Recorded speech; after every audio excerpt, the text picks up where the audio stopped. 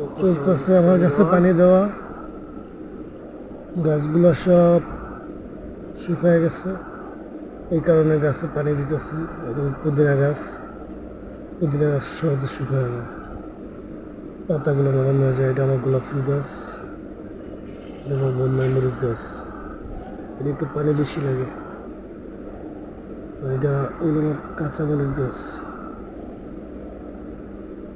এটা আমার বড় লেবু গাছ। লেবু গাছের উপরে পানি কম দিতে হয়, এই কারণে লেবু গাছের উপরে পানি কম দিলাম। স্প্রে করতেছি কারণ নিচে পানি দিছি। এখন যদি উপরে পানি না দিই, গাছের পাতা লতা পাতা যদি না ভেজায় দিই, তাহলে ঠিক মতো ওরা পুষ্টি পাবে না। গোলাপটার পানি দিছি করে অনেক সুন্দর দেখা যেতেছে, এই কারণে গোলাপটা অনেক সময় দেখা যেতেছে পানি দেওয়ার পরে। গোলাপটা ফুটছে, এখন লেবু গাছটা সুন্দরভাবে বুঝে গেছে। চারিদিকে সব কাঁচামরিচ গাছ,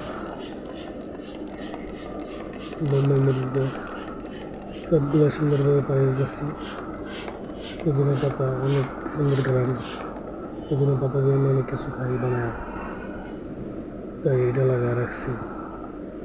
এই দিকে আমার গোলাপ ফুলটা সেই গ্রাম, অনেক ভালো লাগে গোলাপের গ্রাম, তো এই গোলাপ গাছ লাগায় রাখছি।